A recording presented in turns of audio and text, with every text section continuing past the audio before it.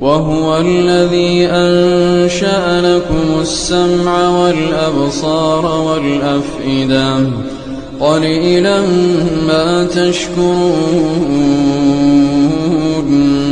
وهو الذي ذرأكم في الأرض وإليه تحشرون وهو الذي يحيي ويميت وله اختلاف الليل والنهار